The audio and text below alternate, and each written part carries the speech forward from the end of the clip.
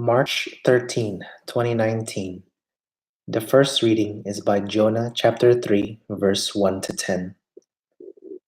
The word of the Lord came to Jonah a second time. Set out for the great city of Nineveh and announce to it the message that I will tell you.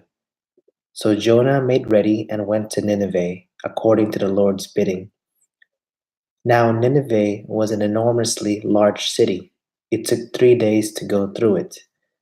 Jonah began his journey through the city and had gone but a single day's walk, announcing, 40 days more and Nineveh will be destroyed. When the people of Nineveh believed God, they proclaimed a fast, and all of them, great and small, put on sackcloth. When the news reached the king of Nineveh, he rose from his throne, laid aside his robe, covered himself with sackcloth, and sat in the ashes. Then he had this proclaimed throughout Nineveh by decree of the king and his nobles. Neither man nor beast, neither cattle nor sheep shall taste anything. They shall not eat, nor shall they drink. Man and beast shall be covered with sackcloth and call loudly to God. Every man shall turn from his evil way and from the violence he has in hand. Who knows, God may relent and forgive and withhold his blazing wrath, so that we shall not perish. When God saw by their actions how they turned from their evil way, he repented of the evil that he had threatened to do to them.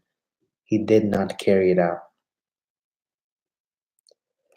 The Gospel is by Luke chapter 11, verse 29 to 32. While still more people gathered in the crowd, Jesus said to them, "This generation is an evil generation. It seeks a sign, but no sign will be given it, except the sign of Jonah. Just as Jonah became a sign to the Ninevites, so will the Son of Man be to this generation. At the judgment, the queen of the south will rise with men of this generation, and she will condemn them, because she came from the ends of the earth to hear the wisdom of Solomon, and there is something greater than Solomon here.